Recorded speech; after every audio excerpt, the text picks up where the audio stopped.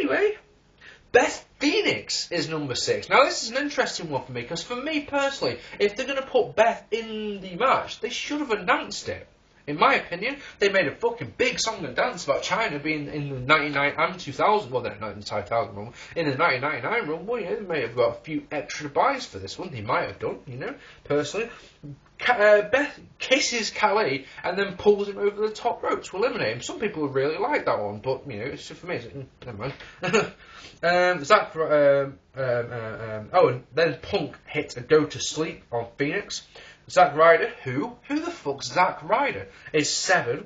Punk eliminates Phoenix, then Ryder. So then, Punk gets on the mic again, brilliantly. The crowd start chanting Punk. Fantastic. Punk runs down saying, you know, whoever the next guy is out, is going to be, I'm better than him, I'm better than the next one out. And of course, who is it? Yes, it's Triple H. Punk's expression on his face is fantastic. Absolutely brilliant. He starts psyching him up, saying, it's my time, it's my time. Triple H walks at about the pace of a snail to get to the ring. God damn, he took a long time. Long time to get to the ring.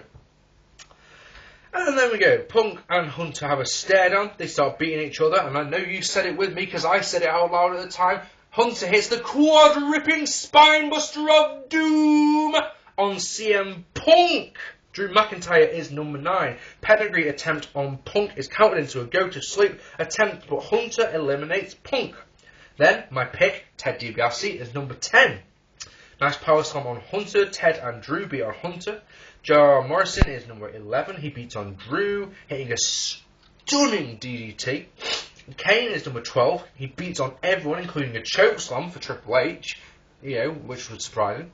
Cody Rhodes is number 13. MVP is number 14, but he gets taken out by The Miz on the entrance ramp when Miz uses the United States title belt.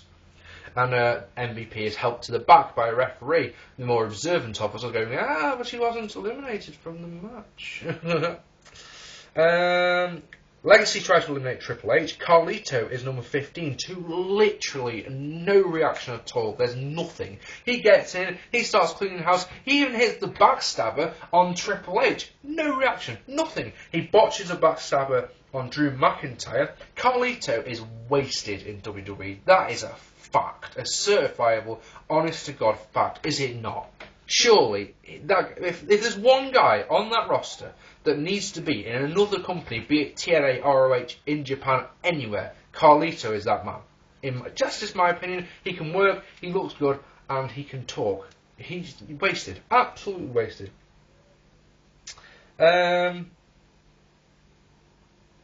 Miz is number 16, but MVP comes out and eliminates himself as well as Miz. So Miz didn't last very long at all. Matt Hardy is number 17. Hits a twist of fate on Drew. He then eliminates Drew before... No, sorry, Kane eliminates him before Triple H eliminates Kane. And then, you said it, I know you did, because 1, 2, 3, 4. 4 of them. 4 quad-ripping spinebuster of dooms.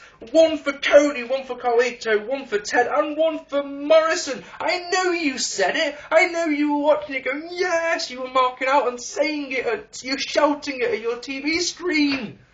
You know you were. Shawn Michaels is 18. He dumps out Carlito, and then Cody, and then dumps out Ted DiBiase.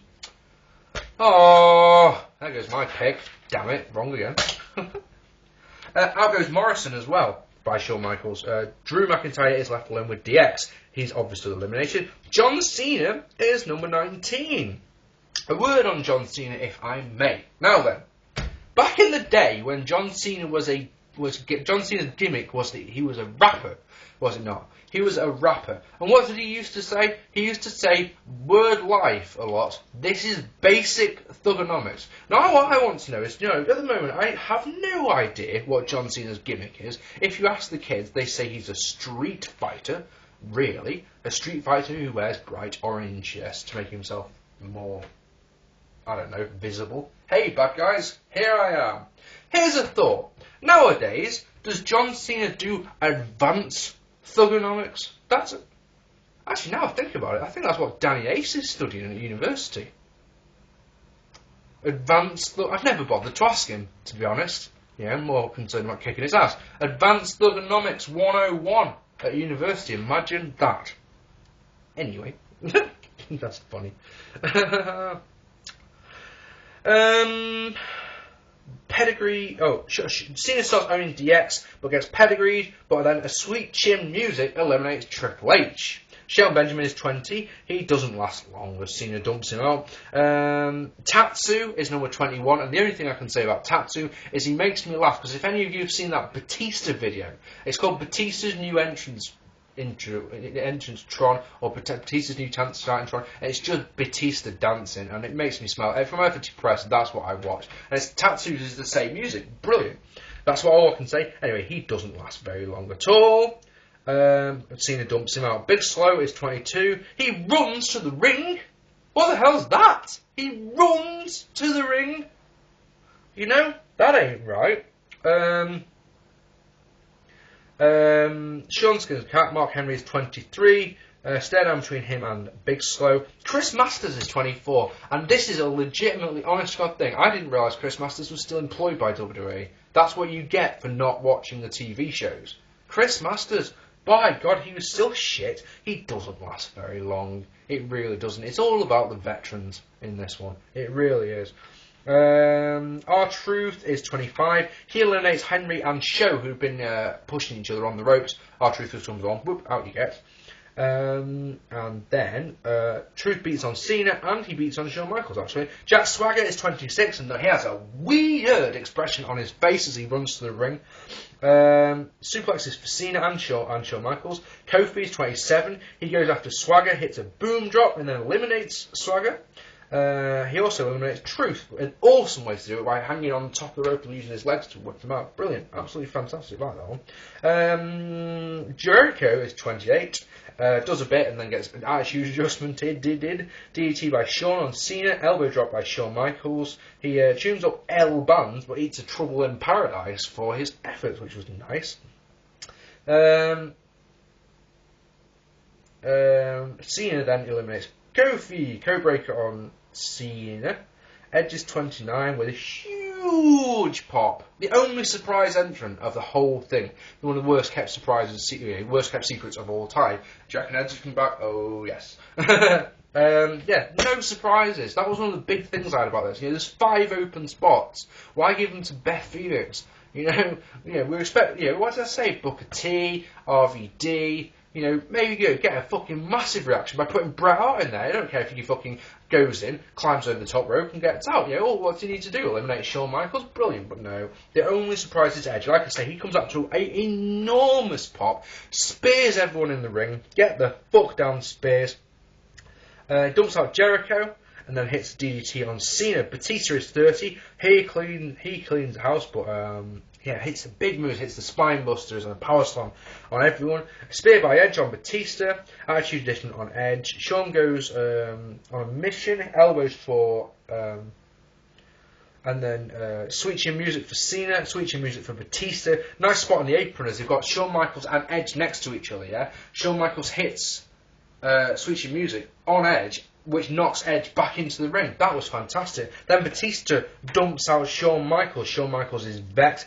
He taps a referee on the outside, gets back in the ring, and sweet chin music's Charles Robinson, which is brilliant. Absolutely superb. I marked out for that, if I'm honest. Batista is dumped out by Cena, and Edge dumps out Cena. So, excuse me. Edge wins the Royal Rumble, and will go to WrestleMania. Hopefully to face off against Jericho. That would be brilliant. That involves Jericho winning the title at the Elimination Chamber next month. What am I going to say about this pay-per-view? Right, this is what I'll say. The Rumble match was nothing special. I've seen 4-star ratings from various people, including T-Slay. I'm sorry, I gave 4 stars to the Rumble match at Royal Rumble 2000, yeah? I can't, in good conscience, give it anywhere near that, yeah? But, it's tough, because I gave that one 4 stars, and that was, in my opinion, one of the best Royal Rumbles ever. Right, I gave the 92 one probably 4.5. I gave the 2004 one 4.25. I can't give it 3, so we're going to go for 3.5 out of the Rumble. Then I got 2 predictions. Right, sometimes you have to put your neck on the line, but hey, at least I watched the show, unlike Spinnernet, who came and made a video, yeah, about the Royal Rumble without watching the Rumble match. Fucking genius. Go spinnernet, and you fucking wonder why fucking people subscribe to that guy.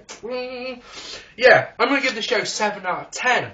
It could have been a lot better. It really could. I mean, I think, you know, Orton versus Sheamus could have been a better match if Sheamus actually knew how to get a reaction out of the crowd. I'm sure it would have been. Taker versus Rey Mysterio was the match of the night. Also enjoyed the opener a lot. I hope you've enjoyed my review. I'd love to know your opinions down here of the Royal Rumble. If you haven't already hit that orange subscribe button, I will be back shortly with my next review will be No Way Out 2000 as part of my 10 years ago series. I've been Mark P. Thank you very much for watching.